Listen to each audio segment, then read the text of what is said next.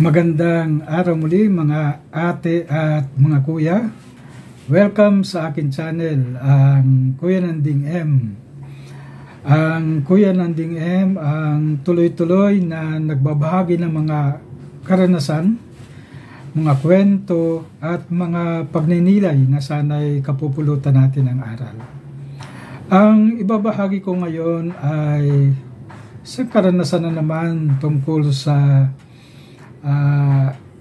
hiwaga ng Santo Niño. Noong nagpapastoral pa ako at nagkakaroon ako ng visitation sa mga bahay-bahay sa komunidad, nakita ko sa kanilang mga kanto ng bahay o sa ibabaw ng kanilang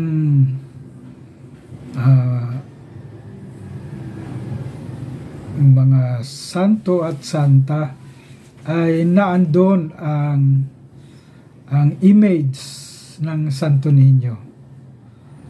Makikita mo ang kanilang iba't ibang uri, iba't ibang suot at iba't ibang palamuti.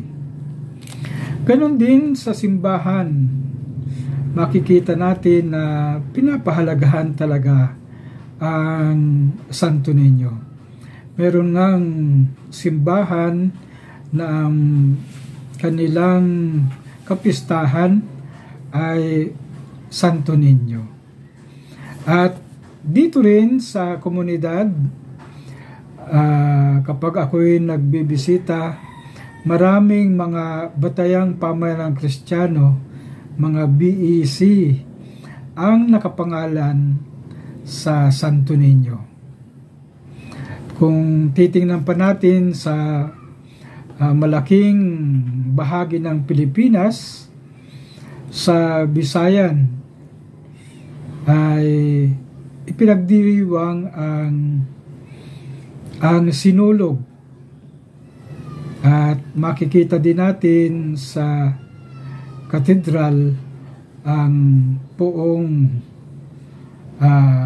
Santo Niño.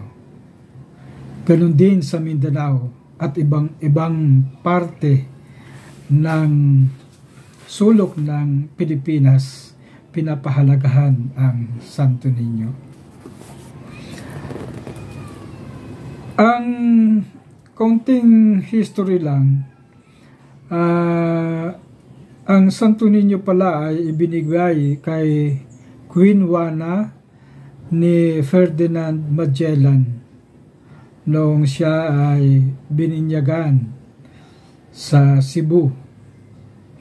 Kaya malaking tulong ito sa mga taga Cebu at lumawak ng lumawak.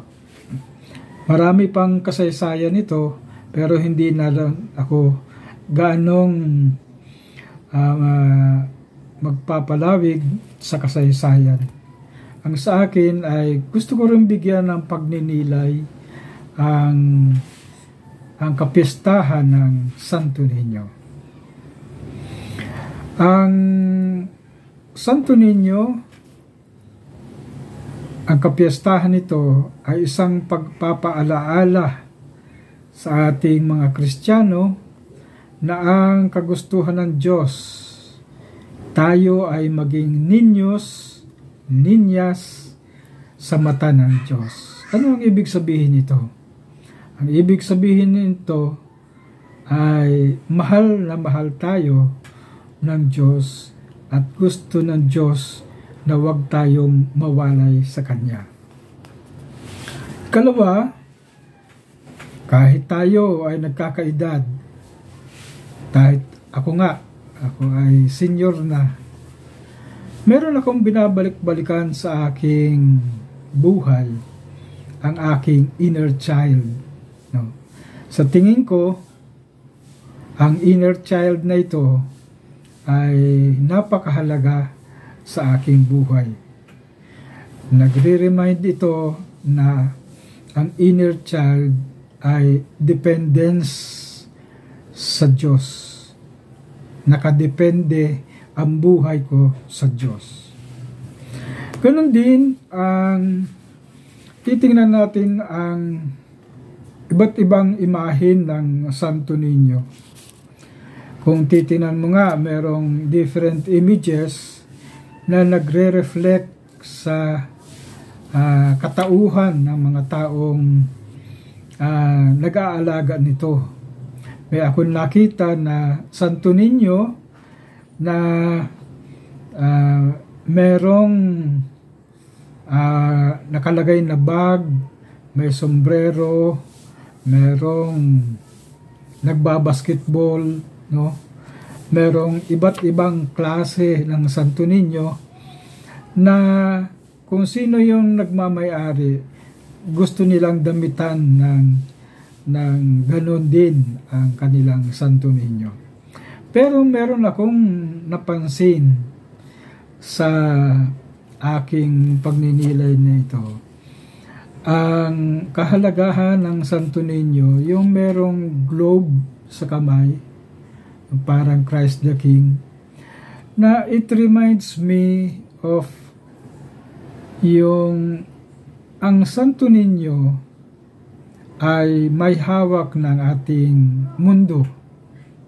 Kaunting kilos lang nito, kaunting galaw ng kamay ay mayroong pagbabago sa mundo. Kung titingnan nga natin, mayroong mga halindol, mayroong mga pag-aaway, no? Ito ay mga paramdam ng Diyos sa atin. At isa rin sa nakita kong kahalagahan ng Santo Niño, at gusto kong i-quote ang sinasabi ni Saint Therese, the little Jesus, na ang little way. Only people who can humble themselves before God will receive God's mercy and forgiveness. Ito yung kababaang loob. So, ang Santo Niño pala ay isang reminder at paalaala sa atin na ang kababaang loob, dependence natin sa Diyos, na siya ang makapangyarihan at siya ang lahat sa atin. At ito ay nagtawag pansin sa akin upang magbigay ng panahon at call to action. Una, ang image ng Santo Niño ay isang pagpapaalala na naman ng karunungan ng Diyos, lalo na ni Jesus. Nung siya ay nasa templo, no, kung paano siya makipag-usap sa mga guro, kung paano siya magbitaw ng salita, at paano siya magdesisyon sa kanyang buhay. Kaya napakahalaga ang karunungan. Kaya sa pakikipag-usap, ikalawa, yung pakikipag-usap natin sa ating inner child, at ito yung tirahan ng Santo Niño. Hindi tayo lalayo ng paghahanap kay Santo Niño dahil ang Santo Niño ay nasa puso natin, dahil ang inner child natin na katulad ng Santo Niño ay nagpapaalaala sa atin ng kababaang loob, ang dependence natin sa Diyos, at regular na pakikipag-usap sa Kanya. Kaya, ikatatlo, ang paalaala na ang Santo Niño ay maging buhay sa atin upang regular tayong tumawag sa Kanya ng Pit Señor, Viva Santo Niño. So ito po muli, si Kuya Nanding nagpapasalamat at sana'y patuloy tayong kabayan ng ating mahal na Santo Niño sa ating pang-araw-araw na buhay. Maraming salamat po and God bless po sa ating lahat.